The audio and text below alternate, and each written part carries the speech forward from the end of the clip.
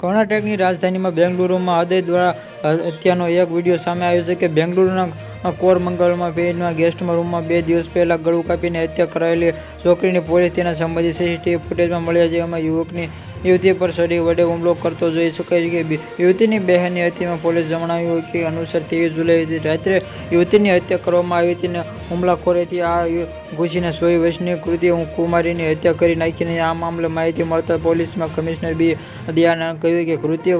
કુમારી બિહારની રહેવાસી હતી અને આ શહેરમાં એક ખાનગી કંપનીમાં નોકરી કરતી અને હત્યાનો મધ્યપ્રદેશમાં રહેવાસી પોલીસ અધિકારીએ ધ્યાનમાં કહ્યું કે આ હત્યાની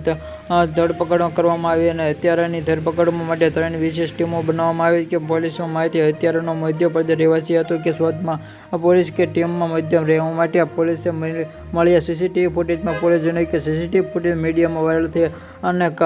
કારમંગલમાં ઘટના હોવાનું કહેવામાં આવ્યું છે કે પેઇન્ટિંગ ગેસ્ટ રૂમમાં પ્રવેશ કે યુવતી રૂમનો દરવાજો ખખડાવ્યો. થોડા દિવસો બાદમાં આ દરવાજો ખોલી કે છોકરી ખેંચી બહારમાં આવી અને બેઠેલી હાલતમાં મોત અને દરમિયાન પીડિતા હુમલો વિરોધ કરે છે કે હત્યારો પકડી લે છે, ગળું કાપી નાખે છે અને હત્યારો ભાગી જાય છે અને અવાજમાં સાંભળીને બિલ્ડિંગ હાજર યુવતીઓના સ્થળ પર તે શક્ય શરીરના હુમલા બાદ આ લોહીના લથપથતા કુમારી ઘટના સ્થળે જ મોત થઈ ગયું.